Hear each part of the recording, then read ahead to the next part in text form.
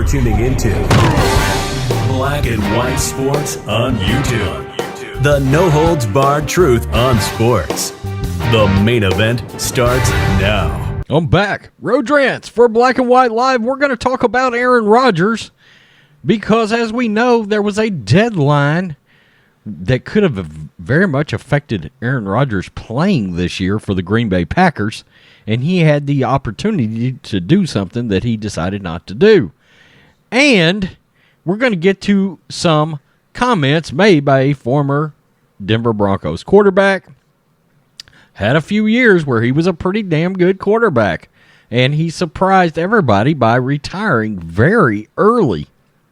Jake Plummer made some comments involving Aaron Rodgers and the Denver Broncos.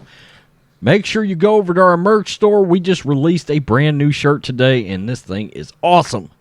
It's got the skull with the flag on it, America First, blackandwhitenetwork.com. At the bottom, it is available in 2 styles, including one that is red, white, and blue, a white t-shirt with a blue flag and red lettering. So go over and check that out. Today only, promo code July 4 will get you 25% off, and that is officially our biggest discount ever. Aaron Rodgers passes on NFL COVID opt-out option per report. Another deadline has come and gone for Green Bay Packers as Aaron Rodgers' status on the team remains a mystery. The NFL's deadline for players to opt out of the season over COVID-19 concerns was passed on Friday. Sources told Sports Illustrated that the reigning MVP was not on that list. A report from PFT last week speculated that the opt-out clause could have been a clever loophole for Rodgers if he truly wanted out of Green Bay, because it would allow him to miss at least one season without taking a major financial hit. According to the report, if Rodgers chose to opt out, he wouldn't have to forfeit his $11.5 million in signing bonus money and would still get his roster bonus. Since he hasn't gone that route, the veteran signal caller stands to miss out on $18.3 million and is subject to an estimated $2 million in fines if he continues to hold out. I got to be honest with you. If he comes back, the Packers are going to waive those fines, okay? I mean, they just will. The Packers stand to lose more than just their star quarterback if Rodgers' mind can't be changed. Devontae Adams, one of the best receivers in the league, is entering his final year of a contract and has said that while he wants to stay in Green Bay, what happens to Rodgers will factor. Now let's get to Jake Plummer. Jake Plummer, Aaron Rodgers would turn the Broncos into an instant contender. Yeah, but a contender for what, Jake Plummer?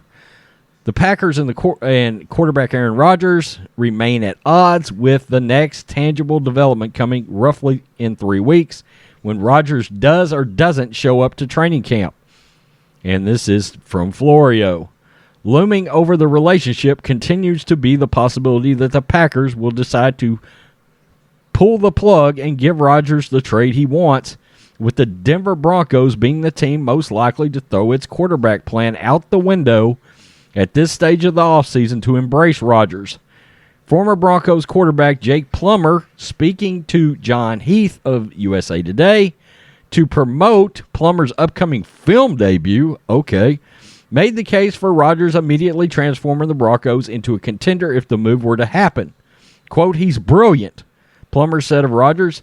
"He has a photographic memory. I'm sure he could look through a playbook and have it down in a couple of days. So if he could fall into that organization, I just think his talent and his abilities take a pretty talented guy who's just kind of been mediocre because he's never had that motivation or taste, now go, oh, holy F, we could really win this. The instant confidence coupled with accountability and motivation would help the Broncos get more from their team. He'll pick up his game and spend extra time he needs to get better to raise the bar of everybody around him," Plummer says. Kind of like Peyton did when he came here. If Rodgers became a Bronco, good for that organization, hopefully good for him, but I just hope he gets a chance to play where he wants to play, and it's set up for success. Now, he goes on to talk about Drew Lock, and he still likes Drew Lock, by the way. I still think he's got a pretty effing good team coming into this year. I think Locke can be pretty good to lead them, but who knows with Aaron Rodgers' situation how that's going to play out. And I will let you know that when I did my quarterback tiers, and I'm not completely done, over on our podcast, I actually ranked Teddy Bridgewater because I believe Bridgewater ultimately wins that job. They want to give the job to Drew Lock if they can't get Aaron Rodgers. I just think Teddy will end up doing better in training camp and in preseason games, okay? And why is that? Teddy doesn't turn the ball over, okay? That's a big deal. Fangio is going to want to run the ball and play defense. Now, here's my thing. I've said it before. I'll say it again. Look, the Broncos have some talent on their roster, but so do the Packers, and that gets way wildly overblown and is a false narrative. He's got talent on the Packers with him to play, especially on offense. It drives me nuts when that keeps getting brought up.